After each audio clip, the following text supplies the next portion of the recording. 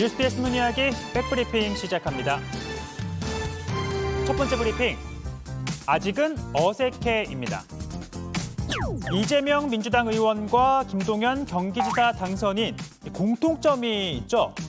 국회 0.5선 초선으로서 무거운 책임감을 느끼고 있고 저는 정치 초년병인데다가 민주당 상황을 자세히 알고 있지 못하는 사람이기 때문에 그러니까 정치에 입문한 지는 10수년인 이 의원이지만 국회의원은 처음이고 또 30년 넘게 공직에 몸담은 김 당선인도 정치는 신인입니다.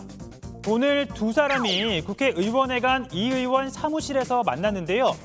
김 당선인, 사무실이 썩 좋아 보였나 봅니다. 방이 전망 좋은 방이신 것 같습니다. 네. 의원회관 818호인데요. 의원회관에서 국회 광장이 훤히 보이는 7, 8층은 소위 로얄층입니다. 그중에서도 전망 좋은 방은 통상 중진 의원들이 선점하는데요. 그런데 어떻게 초선, 본인 표현대로 0.5선이 입주하게 된 걸까요? 쓰던 방이라서 그런지 저희가 그러면은 송영길 대표 쓰나요? 국회 규정에 따라 재보궐선거에서 당선되면 전임 의원의 방을 쓰게 되는데요. 송영길 전 의원, 5선 중진이었던 만큼 전망 좋은 방을 물려받게 된 겁니다. 그리고 처음 써보는 국의원회관 말고도 어색한 게 또 있었습니다. 결과가 잘 돼서 정말 다행입니다. 의원님이라고 칭이 좀 생경스럽네요. 네, 의원님도 축하드립니다. 고생하셨습니다. 그래도 경기도지사라는 공통분모를 가지게 됐죠. 아무래도 후임인 김 당선인이 먼저 자세를 낮춥니다. 가르침 좀 받고 좋은 말씀 듣고. 보다는 훨씬 더 잘하실 겁니다. 아닙니다. 오늘 좀 좋은 말씀 해주시고 또 제게 좀 좋은 어드바이스 해주십시오. 어제 다소 어색함을 연출한 초선 의원과 정치 신인 도지사지만 차기 대선 주자로 평가받는 두 사람인 만큼 왠지 모를 긴장감도 흘렀는데요. 앞으로 두 사람이 선보일 리더십 궁금해집니다.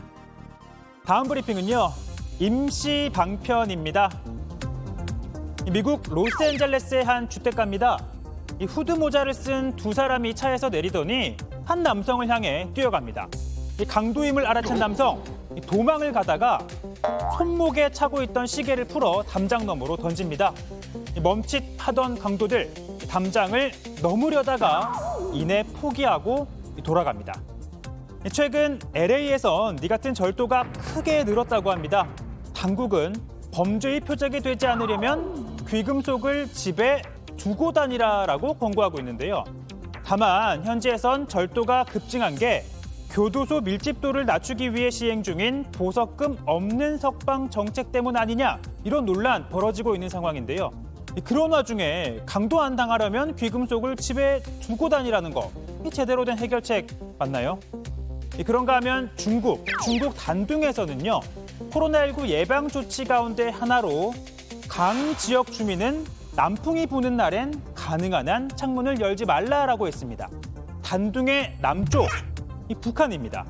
그러니까 단둥시는 봉쇄령을 내렸는데도 확진자들이 계속 나오고 있으니 이 바이러스가 바람을 타고 북한에서 넘어올 수 있다라고 의심을 하는 겁니다.